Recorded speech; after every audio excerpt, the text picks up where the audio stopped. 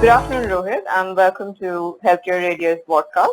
Today we have with us Rohit Sathe, who is the Vice President Health System, Philips Indian Subcontinent. Philips has launched the Philips Future Healthcare Index Report 2021, and Rohit will be throwing some insights into this.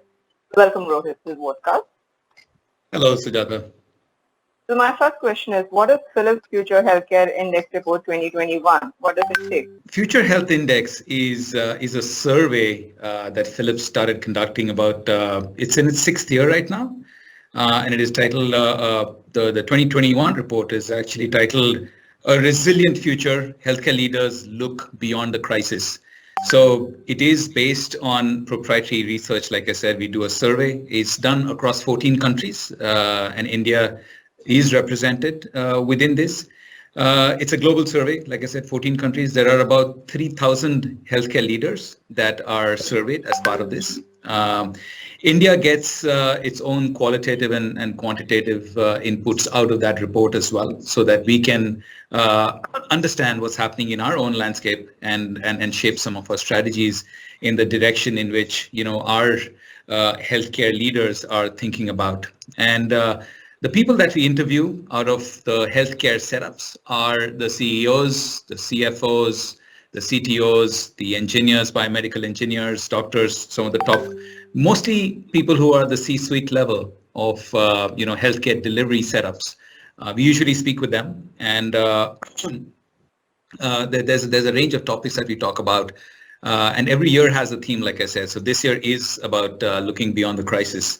So that is what this report is about, and I think we get good views about how to operate in this VUCA world.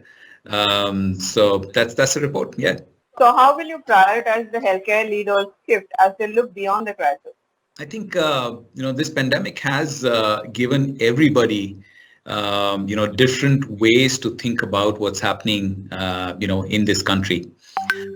It sort of accentuates the gap in this capacity to treat, right? Our geography, our landscape is actually very different compared with, let's say, some of the Western worlds, more mature worlds. We are actually galloping quite fast on closing that gap. But what this pandemic has done is, like I said, accentuated this gap for us, but has also pushed us into taking some real measures out there and taking some real risks out there to close that gap. So to give you an example, a lot of people who live in tier 2, tier 3 cities before the pandemic would travel to bigger cities like Delhi or Mumbai or Chennai, and they'd make that journey and get treated. Even suburbs like New Bombay or a Satara, let's say in West, people would migrate towards Pune or go towards Bombay. But that they could not do during the pandemic, right? So how do you treat these people? I think people have been forced to try out new ways to get virtual connectivity. Same as what we are doing right now. Otherwise, in another year, we'd actually be doing this interview face to face, sitting in the same room or something, right? So I think in healthcare as well, the leaders have had to, rediscover ways of reaching out to patients, doing, things in the E-way. With virtual connectivity. So that's what's happening over here.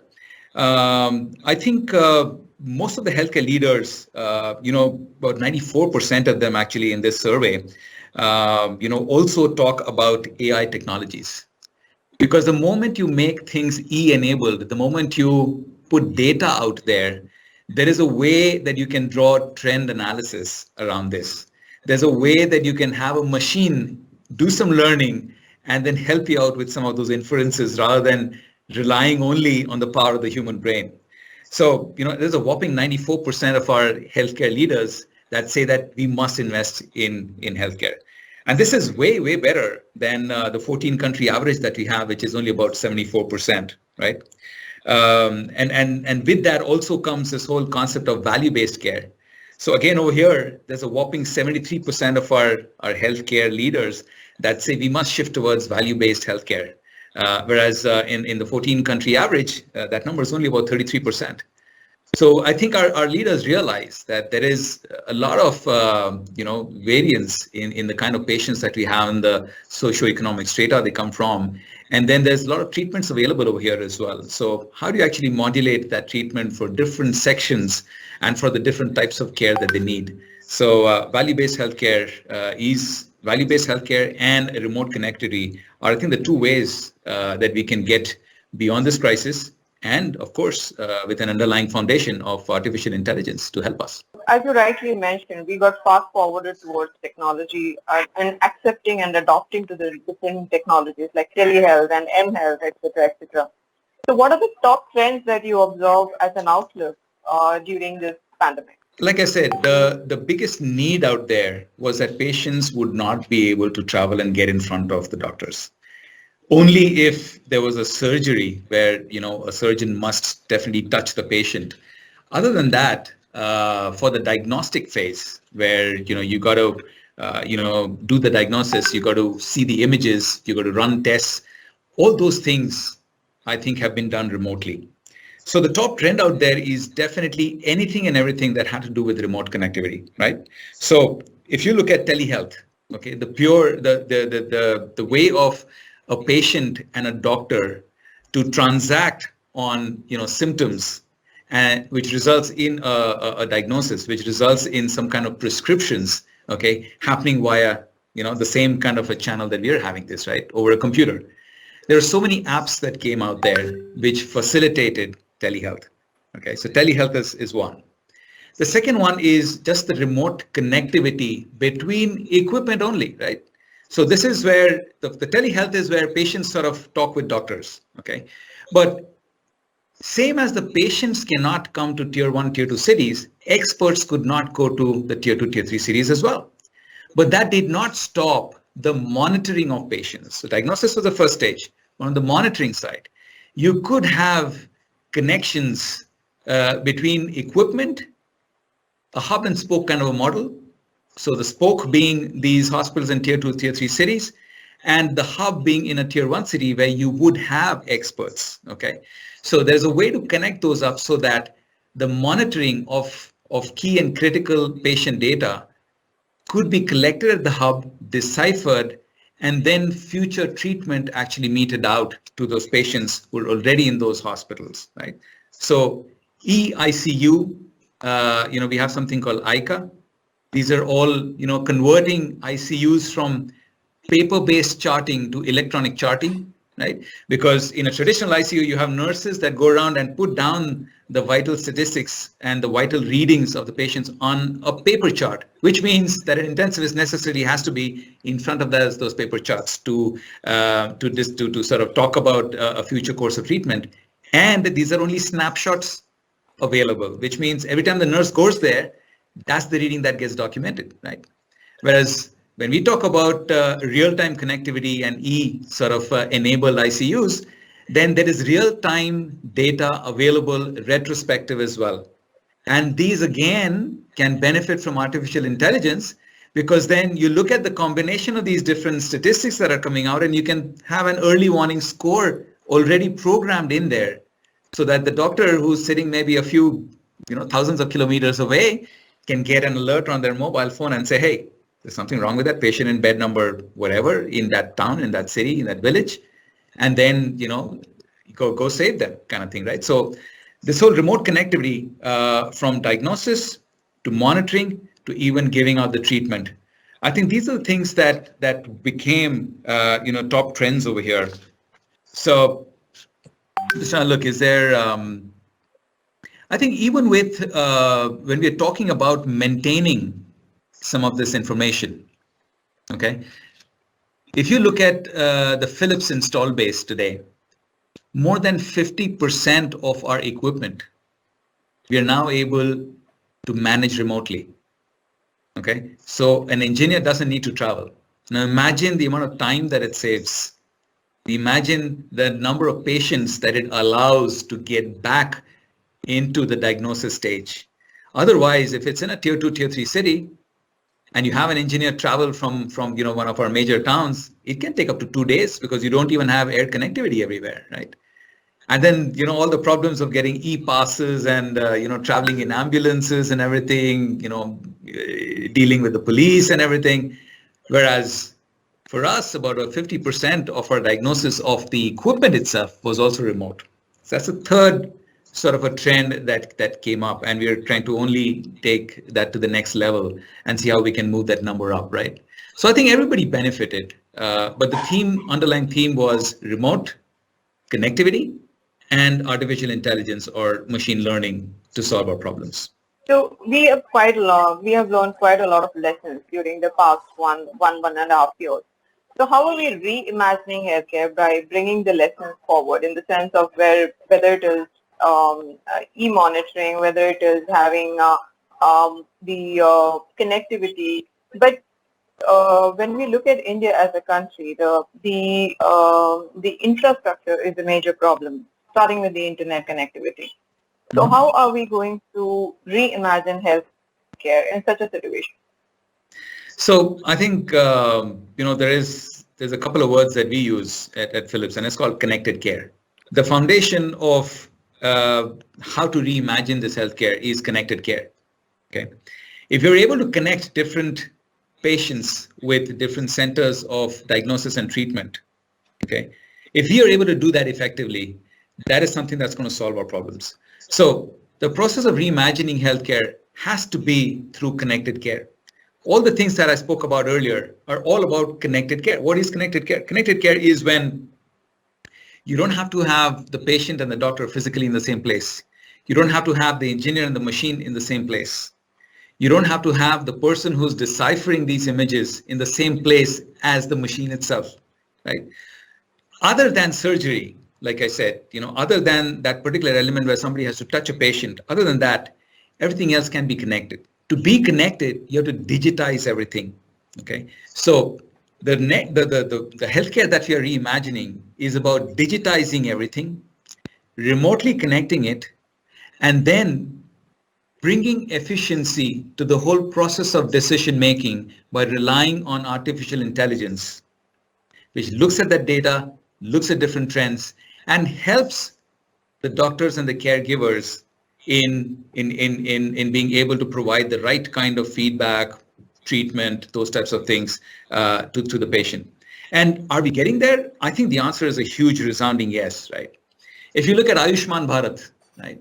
Universal healthcare, that's the largest universal healthcare program in the world, okay? It stands on a digital backbone, okay?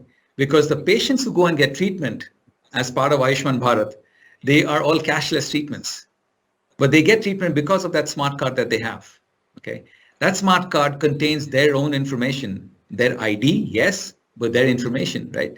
Medical records, continuity of treatment. The moment you digitize these things, on a healthcare program which is as far-reaching as 40% of a country like India, the population of that, it becomes manageable, it becomes scalable.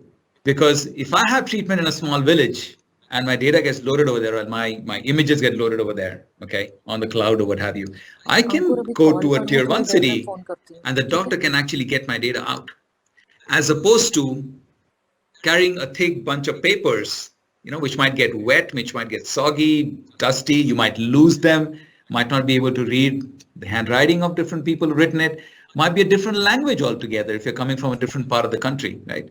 All those things get taken care of, right? So again, remote connectivity on the backbone of digitization and artificial intelligence is what helps connected care.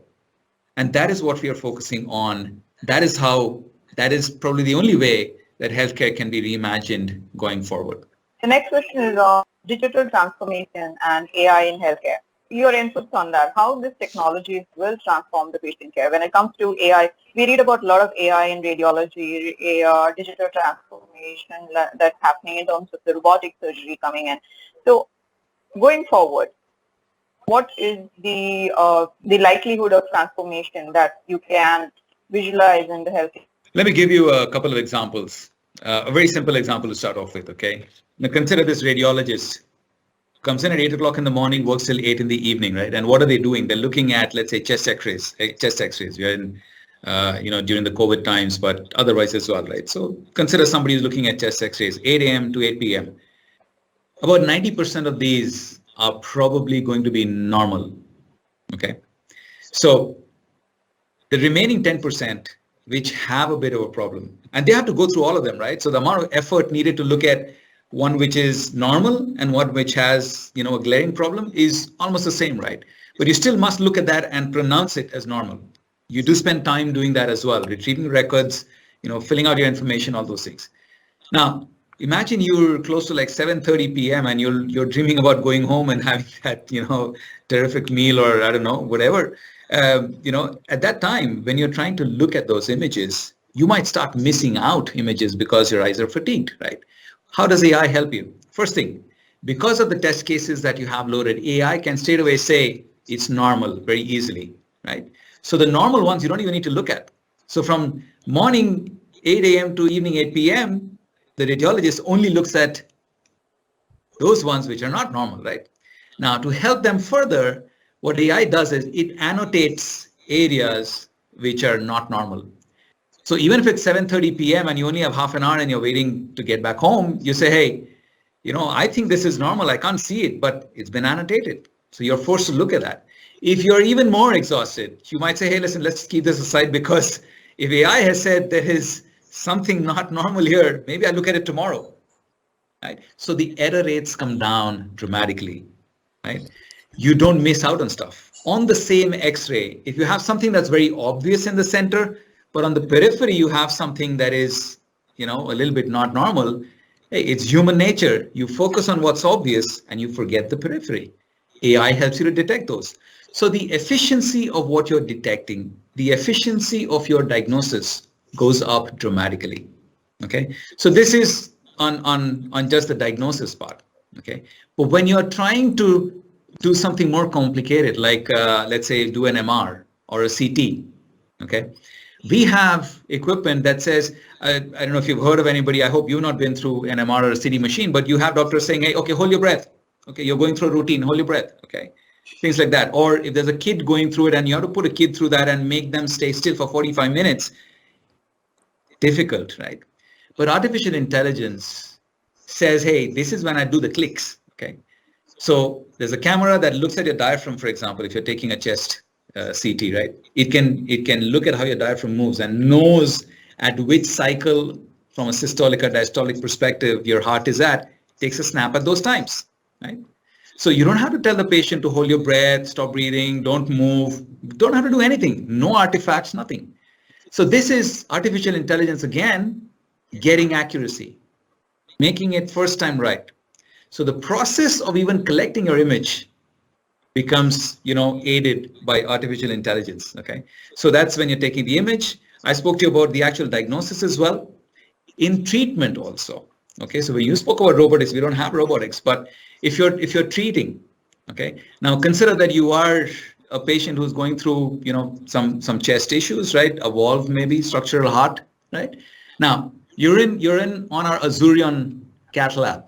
Okay, Philips Azurion cath lab. Now, in a cath lab, you normally just see two-dimensional images on a flat panel, but you're working on a valve. You need to look at the valve from all sides. You need to have an echo, right? Now, artificial intelligence helps us with our Eco Navigator.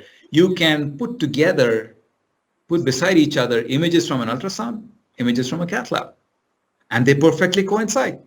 So while the doctor's going inside through a minimal invasive keyhole in the patient's groin, they can very easily make out what's happening, right? Your treatment gets so much better. You can see things much better in real time, possibly even make the right movements with your fingers and the kind of devices that you place over there. So whether it is taking the image or the diagnosis or the treatment of the patient, at all three levels, you can have artificial intelligence. To look at it from another perspective, artificial intelligence can be within the machine while you're actually taking the images, or it can be applied to a bunch of images that you get externally outside, right? So it's like, hey, is the artificial intelligence in your phone, or is the artificial intelligence on the app that you can actually download from an app store from somewhere and do it, right? So it can be at various levels in the machine itself, or it can be applied to the data, which is an output from the machine as well. So virtually every area which can be digitized and has data associated with it can have artificial intelligence help. Yeah.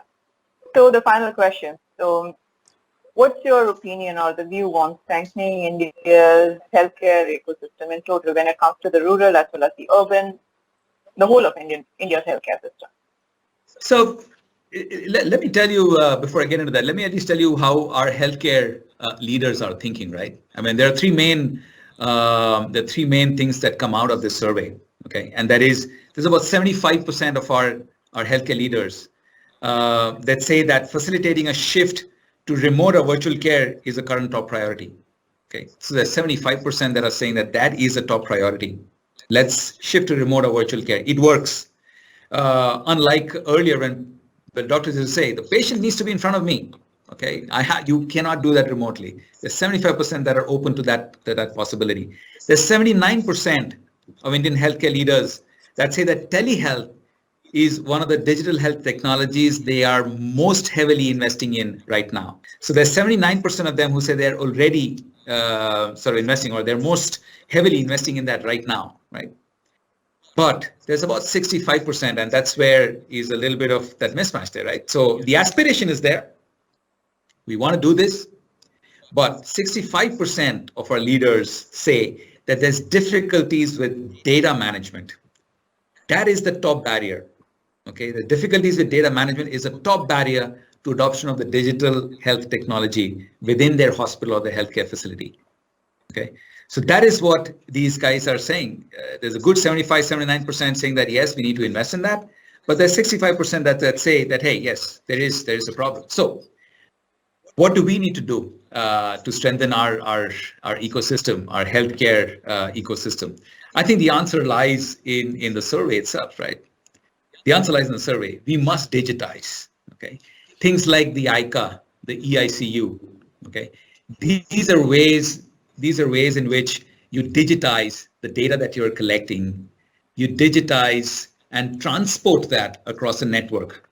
What do you do in the rural areas? Well, that is something that the telecom companies actually solved for us a long time back.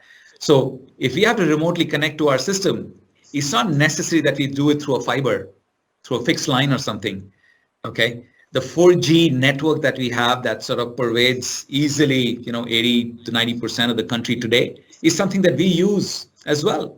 We use that simple dongle that the telecom companies provide to connect our systems with something else in another city remotely, right? So no fixed lines. So that already is there.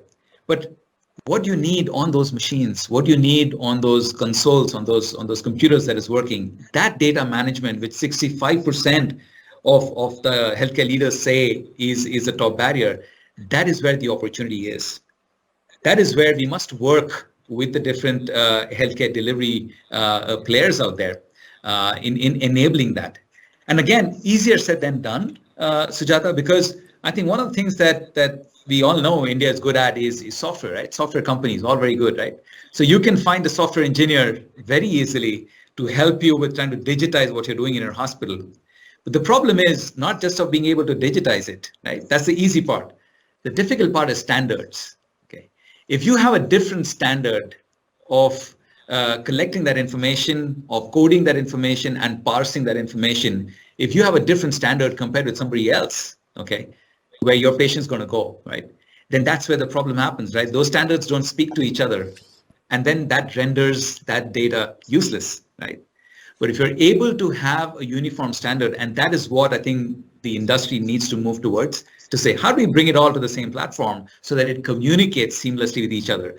I can make use of the data that is being generated by somebody else, okay? And a third one, and a fourth, and a fifth, so that we can actually pool all this data and get some good analytics out of this. Again, this is where Ayushman Bharat actually comes out on top, right? 40% of the patient, 40% of the population is going to have their health data all on the same standard, okay? So if we all start aligning with some of that standard, okay, you imagine the kind of transactions that we can work with in the health space with health data. Second, the third one, which is privacy. Okay, how does that work? How does the legality around that work? So I think those are the elements around the whole data management piece, right? Things like standards, things like legality, privacy. I think those are the things, those are the hurdles that as an industry we must come together and we must establish the norms. And of course, include the bureaucracy of this country, the regulators of this country. We must include them in this conversation as well, so that together we can form this ecosystem on which we can transact and save people's lives even more than what we are doing today. We recently concluded a conference, a full day conference on the same very topic that you were talking about. And we did have a lot of CEOs from the hospitals coming across and, and talking to us about how it is difficult to get people to share their data. So, the privacy is a very big concern that we have in terms of the healthcare data being there on one server or if on cloud. How is it that?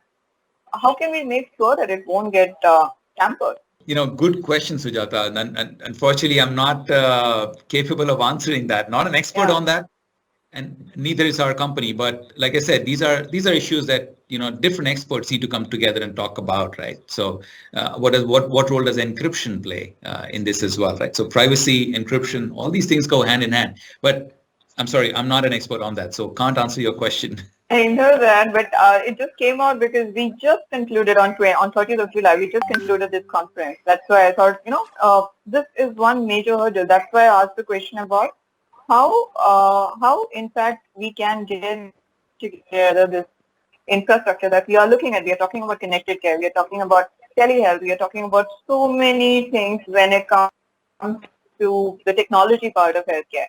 But getting it all together and bringing that for the benefit of everyone in this country, it's going to take some time. So it's not that, okay, till COVID helped us in some manner, not in a derogatory way, but yes, it did fast forward us to it. It actually forced us to install apps and go through telemedicine, etc. But once this COVID is past, once we go back to our old normal, or what we can call as new normal, will people still be digitally inclined? Will they want to go to the doctor and see the doctor and then get the medication, or will they still be happy with a telemedicine or interacting with the doctor via a medium like this? So I think it's a brilliant question, and when the first wave was sort of coming down, that's when this actually got tested a little bit as well, right? When people had already, they'd forgotten, COVID before the second wave actually came on. Our doctors actually did not see, that people were resorting to the physical way of meeting and diagnosing again, right? So I don't think there is a formal statistic out there that we've tested on a survey or anything, but this is just hearsay in terms of talking with a few doctors, and they say that, hey, this works, right? So once we've already gotten the proof that there is good judgment that can be you can take a good judgment call even virtually. Why go back to physically getting into queues, waiting in waiting rooms, and then seeing the doctor? You can, and why be restricted geographically as well? So I think our customers have seen people continuing to trust that mode of interaction with doctors. So again, like I said, there is no formal survey that we've done, and I could not give you a figure or anything of that sort. But these are just anecdotes, and it looks like people do prefer that.